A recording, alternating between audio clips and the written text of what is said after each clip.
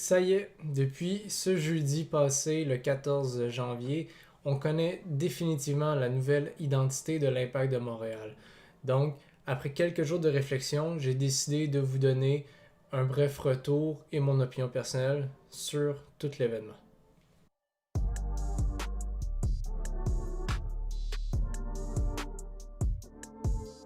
Bonjour à tous et bienvenue aujourd'hui dans cette seconde vidéo d'Analyse Soccer et aussi cette seconde vidéo sur le rebranding de l'Impact de Montréal et probablement aussi la dernière.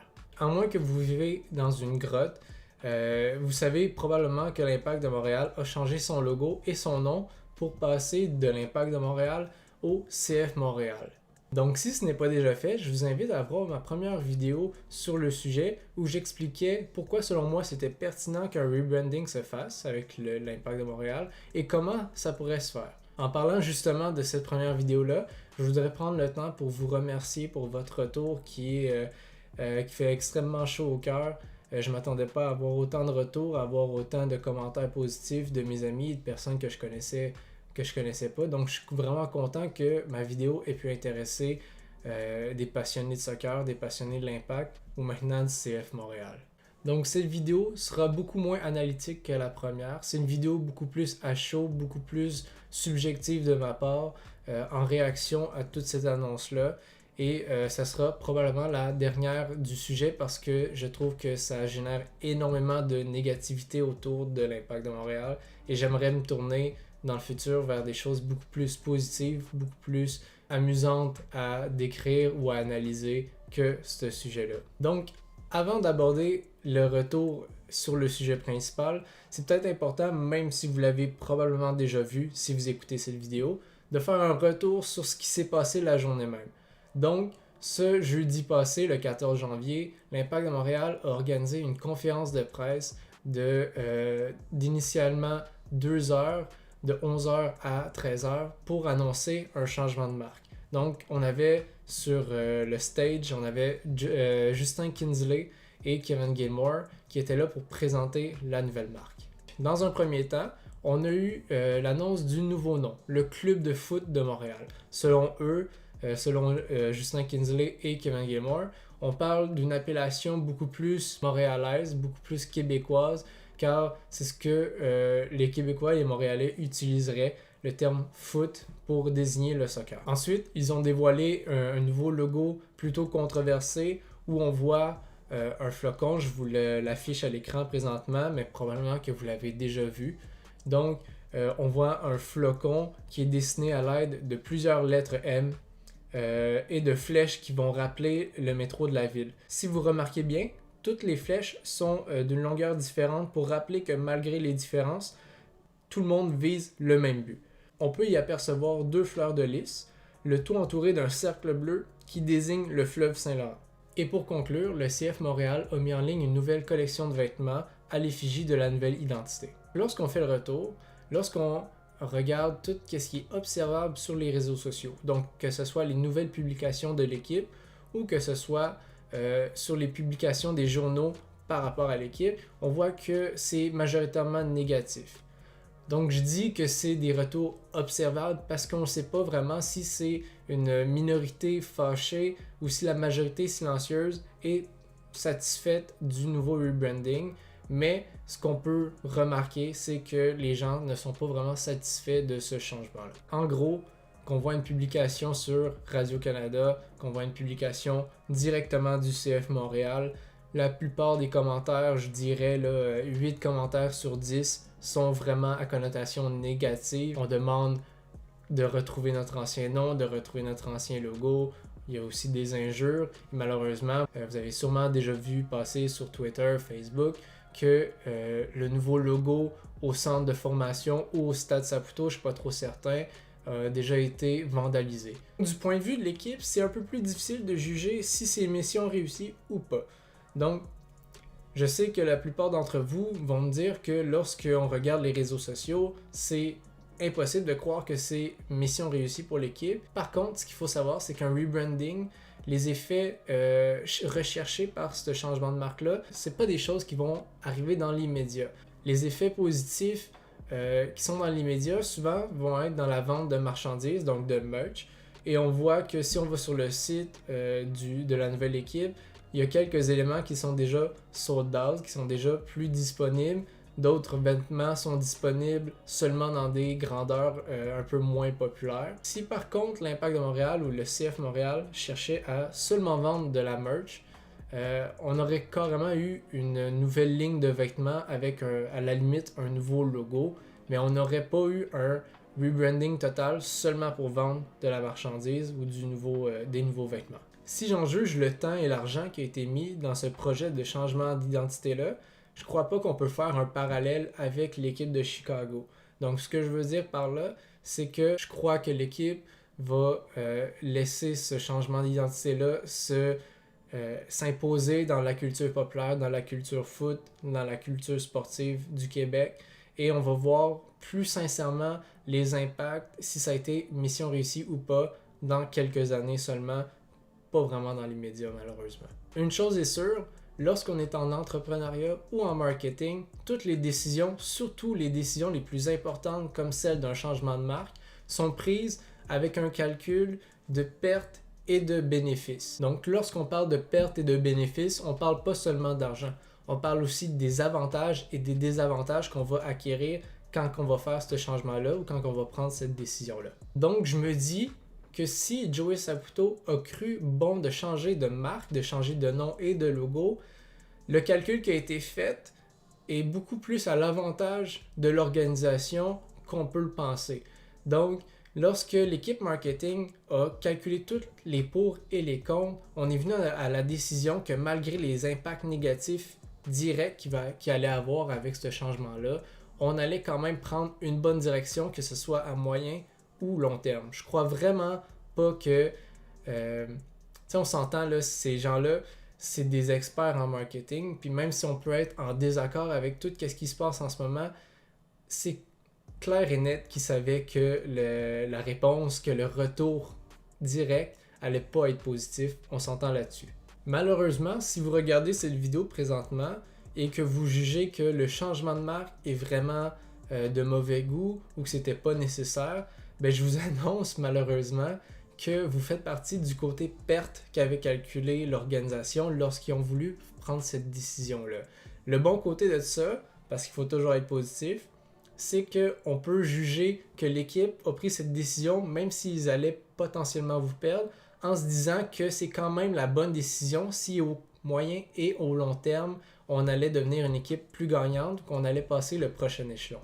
Comme j'ai dit dans ma première vidéo, il faut que le projet soit plus vaste qu'un changement de nom et un changement de logo. Donc, il faut vraiment que l'équipe fasse des annonces vraiment positives pour rapaiser les fans, parce que si on tombe dans une période de silence radio où qu'on n'a plus aucune nouvelle à part le changement de marque, ça se peut que les fans, dont le 1642, j'ai un peu de doute sur le 1642, mais plus les ultras, fassent des pressions qui empêchent l'équipe d'avancer toujours dans ce projet-là. On s'entend que si l'équipe fait marche arrière, peut-être qu'ils vont être capables de récupérer quelques fans, mais ils vont en avoir perdu énormément d'ailleurs. Et aussi, l'équipe va faire vraiment mauvaise figure sur la scène internationale, sur la scène de la MLS et à Montréal carrément. Là, je pense qu'il n'y a aucune chance que l'équipe fasse marche arrière dans cette situation-là. Donc, ce que je veux dire, c'est que j'espère sincèrement que dans les prochaines semaines ou dans les prochains mois ou même dans les prochains jours, on ait des annonces vraiment positives qui nous fassent changer un peu d'idées, qui nous fassent un peu décoller de toute cette histoire-là négative. Donc, un joueur désigné, des nouveaux joueurs, une annonce sur le stade ou même un partenariat important avec l'équipe. Hop. Je me permets de mettre la vidéo sur pause pour vous dire qu'au moment où je fais le montage de cette vidéo, l'Impact vient d'annoncer l'acquisition du défenseur alias Struna et d'une place de joueur étranger contre Maximiliano Urruti et un choix du Super Draft en 2022. Donc ça, c'est une excellente annonce. Donc il faut qu'on essaye de passer à autre chose le plus rapidement possible. Sinon, je crois que l'opinion populaire envers l'équipe va dégringoler malheureusement. Donc de mon côté, plus un niveau personnel et beaucoup plus subjectif, c'est que j'ai vraiment l'impression de faire partie, moi aussi, de l'équation de la perte dans l'évaluation marketing de l'équipe. Selon moi, le logo il est correct sans plus. Je crois qu'il est vraiment passable, mais lorsqu'on regarde l'ancien logo, c'est vraiment un downgrade, si j'utilise l'anglicisme. Et lorsqu'on parle du nom, ben selon moi, je suis un peu déçu. Premièrement parce que lorsqu'on dit club de foot, je peux comprendre leur point que selon eux, foot, c'est l'utilisation qu'on prend pour désigner le soccer. Par contre, l'utilisation du mot foot, selon moi, relève beaucoup plus du langage familier. Et lorsqu'on parle de langage familier, selon moi, on se détache de toute la direction sérieuse et internationale qu'on voulait prendre avec le projet de rebranding à la base. Donc selon moi, c'est un peu une incohérence à ce niveau-là. Si on veut être sérieux, si on veut être international, pourquoi qu'on va utiliser le terme foot alors que c'est utilisé nulle part ailleurs, même ici au Québec et à Montréal, j'ai pas l'impression, oui on l'utilise, mais c'est quelque chose qui est un peu régulier, là, qu'on pense pas, c'est pas vraiment... c'est pas un terme, selon moi, qui est vraiment ancré, qui est vraiment justificatif. Justificatif, c'est-tu un mot? Justificatif. Justificatif, c'est un mot. Nice. D'ailleurs, j'aimerais vraiment vous entendre sur le sujet, même si j'en ai parlé avec énormément de personnes sur Twitter, sur Facebook. J'aimerais vraiment savoir quelle est votre opinion sur ce que je viens de dire, sur le logo et le nom. Aussi, j'ai vraiment été déçu sur la forme de la conférence de presse. Premièrement, à la base, je croyais que c'était une annonce qui allait durer plus de 2 heures, environ 2 heures. Et on a eu une annonce de 45 minutes à peu près sur le nouveau logo pour finalement aller sur les questions, avec les questions des journalistes. Et là où que je veux en venir avec ça, c'est que je croyais qu'on allait avoir beaucoup plus d'annonces. Je pensais qu'on allait commencer par le nouveau logo, le nouveau nom. Avant l'annonce, on savait déjà un peu vers quoi qu'on allait se diriger. Et je croyais, après avoir fait ces annonces-là, bien qu'un partenaire important allait se rajouter, qu'on allait peut-être dévoiler le nouveau maillot, qu'on allait peut-être parler du stade, d'une signature d'un joueur. En fait, je croyais qu'il allait y avoir beaucoup plus de contenu en 2 heures. Et j'ai vraiment été sur ma faim. Déjà, je me disais que le nom, le logo, c'était un peu bof. J'aurais vraiment aimé avoir d'autres annonces avec ça, comme ça la pilule aurait mieux passé et ça m'aurait quand même donné un aspect positif à retenir de cette rencontre-là. Par contre, ceux qui me connaissent savent que je suis un éternel optimiste et je me dis que même si en ce moment tout paraît ordinaire pour l'organisation, je crois qu'ils ont quand même pris une décision qui, selon eux, va être bénéfique au long terme. Donc, comme je l'ai dit lors de ma première vidéo, je crois que l'équipe n'a jamais vraiment existé depuis 2 ans. Toutes les décisions et la direction qui est prise depuis ces 2 dernières années sont les directions qu'on aurait dû avoir en 2012. Donc oui, c'est difficile de vivre avec autant de changements. Je crois qu'il faut faire confiance au processus et qu'on doit accepter le changement tout en se remémorant et en gardant l'histoire derrière le club. J'espère sincèrement que les gens vont continuer à appeler le CF Montréal l'Impact parce que c'est pas parce qu'on change de nom que c'est plus la même équipe. C'est la même chose, c'est les mêmes joueurs qui endossent les chandails, c'est la même organisation, c'est le même stade. Donc, il faut vraiment qu'on essaye de mettre ça derrière nous et qu'on aille vers l'avant.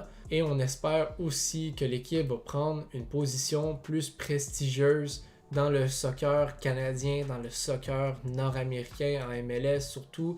Ça fait plusieurs années qu'on stagne. Je sais que ce changement-là apporte absolument rien sur le terrain, mais il faut vraiment que l'organisation fasse ce nouveau step-là. Ce step-là qu'on aurait dû faire en 2012, qu'on n'aurait pas dû faire en 2021. Donc c'est tout pour aujourd'hui. C'était juste une petite vidéo très courte pour vous expliquer c'était quoi le retour et mon opinion personnelle sur le sujet. J'espère sincèrement que vous avez apprécié et je vous invite à partager avec des gens que vous pensez qui aimeraient mon contenu.